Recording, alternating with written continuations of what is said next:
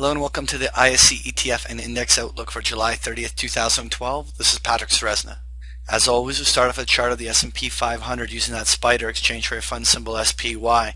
Last week we were substantially bearish based upon a rising wedge that we were suggesting that any substantial break below the 133 to 134 level could open the window for another decline all the way back down to its previous lows. But very quickly in the middle of the week, the bulls were able to hold that support line, and in a substantial short squeeze, 2 days short squeeze on Thursday and Friday, we have seen the SPY work its way above all of its highs in the month of July.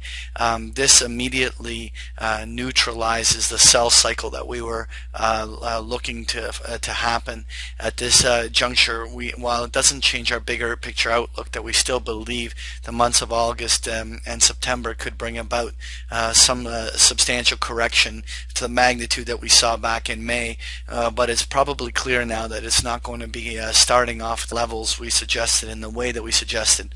At this point, depending on how the market opens up on Monday and whether we see follow through, at this point a retest of the previous highs is not out of question. We could very well see retesting of those highs at that 140, 142, and subsequently from there we'd see where the market starts rolling over. The only way that the selling would become very intense quickly was if we saw what happened at the end of last July, which was that after a false start higher, some news driven selling immediately caused those spikes higher to be completely reversed and sell. So we would have to see something wipe out anywhere from 20 to even 60 S&P points in a very rapid fashion. Whether the jobs number coming out next week is the catalyst is uncertain, but at this point we do have to respect the fact that the market has broken to a higher high.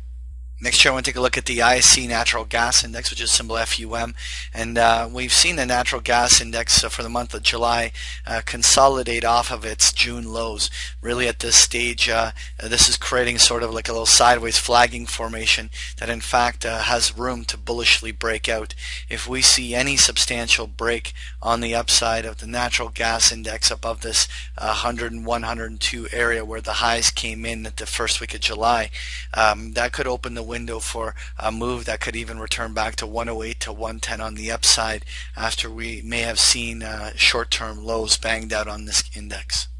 Next year I want to take a look at the ISE Global Platinum Index, which is symbol ORE, and on this index we've seen a continued breakdown. Well, after drawing that triangle, we've set a downside target that could be as low as $55, but suggested that because of the magnitude of the first wave of selling, that the second wave of selling could be shorter and fall even within the $60 to $65 area. Well, we have now fulfilled the shorter targets on the downside with a substantial 2-day reversal like we've seen in a lot of other markets. And while this doesn't certainly suggest that we know for a fact that the bottom in the platinum index is in, what we can say is that we're starting to reach price levels from which where we would think the bottoms would be banged out, and sort of the way that the natural gas index spent a month or two banging out its bottoms. We think that that while we don't see an imminent upside reversal and new bull market and platinum index starting imminently, we do believe that from a price level perspective, this is where a bottom can naturally start being banged out. Next year I want to take a look at the ISE Cloud Computing Index, which is the symbol CPQ. It's a chart of its ETF, which is the symbol SKYY, and we've seen a technical breakdown in that Cloud Computing Index back at the first week of July as it pushed even to slightly lower lows, but since then it's been chopping very much sideways. We do believe that this index will naturally correlate with the NASDAQ and subsequently the S&P 500. So with the fact that the markets themselves have not broken down recently, that to us suggests that we may have seen a short-term swing low on the cloud computing index there in the middle of July. This allows this index to work its way all the way back to 1919 and a half and really start banging out some support lines. If later in the month of August we see another downdraft in the market, then we'll evaluate it at that time. But at this juncture, we think that it testing the upside overhead resistance is likely here. That was your ISE ETF and Index Outlook. Thank you for joining me.